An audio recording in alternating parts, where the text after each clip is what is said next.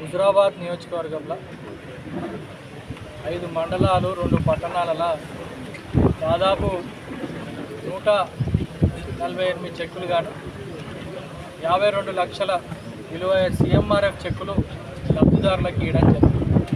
మీరు గమనిస్తే ఒక నెల లోపలనే దాదాపు 898 చెక్కులు జస్ట్ 1 మంత్లోనే మేము ఇచ్చుడు జరిగింది. కొన్నేమో మండల కేంద్రాల ఇచ్చుడు జరిగింది, కొంతమంది ఇక్కడ కాన్స్టిట్యున్సీ హెడ్ క్వార్టర్స్లో పిలుచుకొని ఇచ్చుడు జరుగుతుంది. ఇది ఒక కాంగ్రెస్ పార్టీ, మా ముఖ్యమంత్రి గారు ఏదైతే సీఎం రిలీఫ్ ఫండ్ ఉందో లబ్ధిదారులకి సాయం చేకూర్చాలి, ఏదైతే వాళ్ళు అనారోగ్యంతో హాస్పిటల్లో బిల్లులు చెల్లించిండ్రో దాని ఎంతో అంత సాయం ప్రభుత్వం నుంచి ఉండాలని చెప్పిన ఏదైతే ఒక లక్ష్యంతో ఈ సీఎంఆర్ఎఫ్ చెక్కులు ఎన్నలేని విధంగా మరి ఈ ప్రభుత్వం వచ్చిన తర్వాత దాదాపు ఇప్పటికే 3,500 కోట్లు సీఎంఆర్ఎఫ్ నిధులకు కేటాయించి గత 18 నెలల నుంచి మరి కార్యక్రమాలు చేస్తున్నారు. ఏ ఎమ్మెల్యేలకైనా పార్టీలకు అతీతంగా కాంగ్రెస్ పార్టీ ఎమ్మెల్యేలకు కానీ బీజేపీ టీఆర్ఎస్ అందరికీ, ఎందుకంటే నిరుపేదలకు ఉపయోగపడుతుంది, ఎంతో అంత ఆసరాగా ఉంటుంది అనే ఒక లక్ష్యంతో మరి ఈరోజు ఈ సీఎంఆర్ఎఫ్ చెక్కులు ఇచ్చడం జరుగుతుంది. ఇది కూడా ఇంతవరకు ఎప్పుడు ఏ ప్రభుత్వం ఇంత తక్కువ సమయంలో ఇన్ని చెక్కులు ఇచ్చే దాఖలాలకు లేదు. దీంతో పాటు మీరు చూసుకుంటే ప్రజాప్రభుత్వం వచ్చిన తర్వాత ముఖ్యంగా హుజురాబాద్ నియోజకవర్గానికి సంబంధించి 10 కోట్ల రూపాయలు ఎస్డిఎఫ్ ఫండ్ కింద ప్రతి నియోజకవర్గానికి ముఖ్యమంత్రి గారు ఇచ్చడం జరిగింది. మరి ముఖ్యమంత్రి గారు ప్రధానమైన ఫోకస్ విద్య,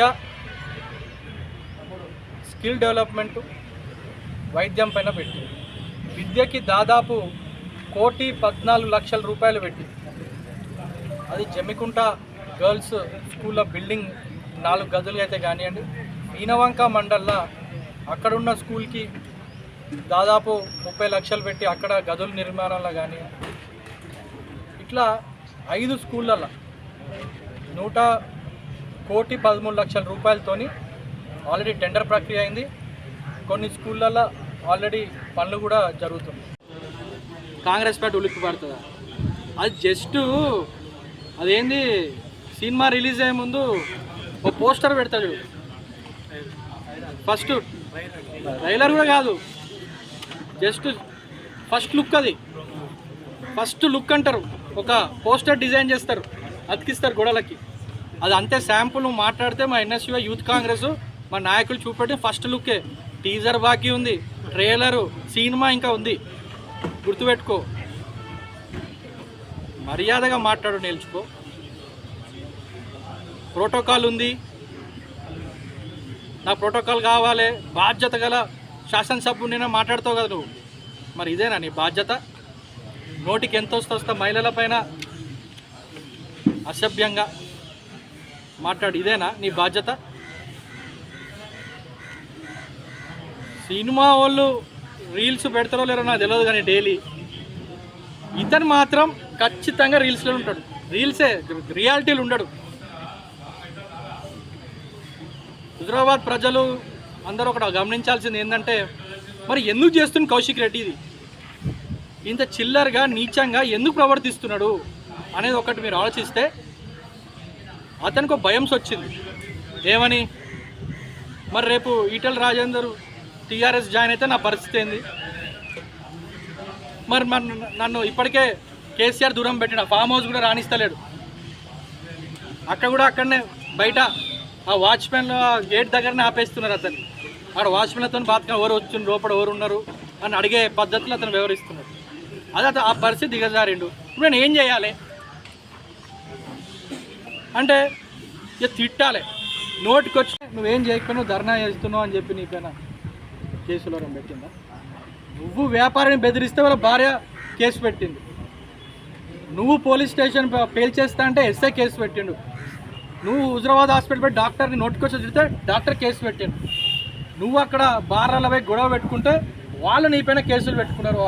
అప్పుడు ఏదో ఫిలిం వాళ్ళతోని నువ్వు గొడవ పడితే జీవిత రాజశేఖర్ వాళ్ళు గొడవ పడితే నీ పైన కేసులే. నువ్వు ఇష్టం నోచుకొని మాడితే కూర్చోడానికి రాష్ట్రం నడుతున్నా మటమా మాది. ప్రభుత్వంలో ఉన్నాం బరాబర్. మా ముఖ్యమంత్రి ఏమన్నారు, ప్రభుత్వంలో లేనప్పుడే మా ముఖ్యమంత్రి ఫైర్ బాల్. మా ముఖ్యమంత్రి గారు అధికారం ఉంది. మా ముఖ్యమంత్రి నాకు చూస్తున్నా కదా కొన్ని విషయాల పాపం వారు ఆపుకుంటున్నారు.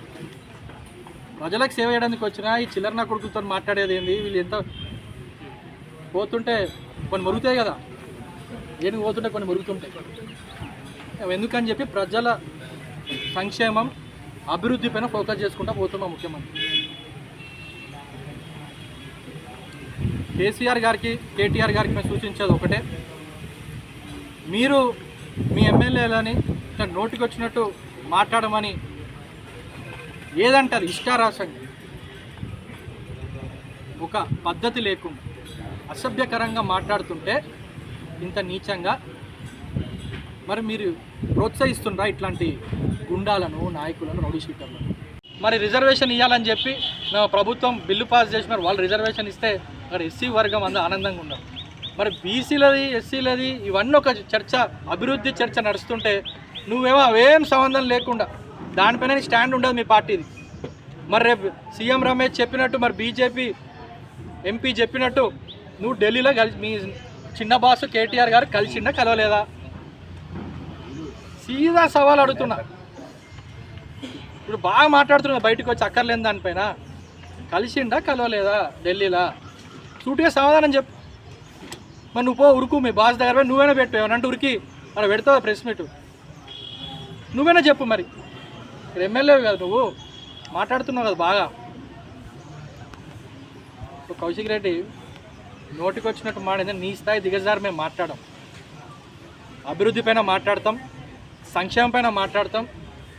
రానున్న రోజుల్లో ఏ రకంగా ఇంకా అట్టడుగు వర్గాలను ఎట్లా పైకి తీసుకురావాలి, ఉద్యోగాలు ఎట్లా ఇవ్వాలి, విద్యార్థులకు స్కిల్ డెవలప్మెంట్ చాలా ఇంపార్టెంట్.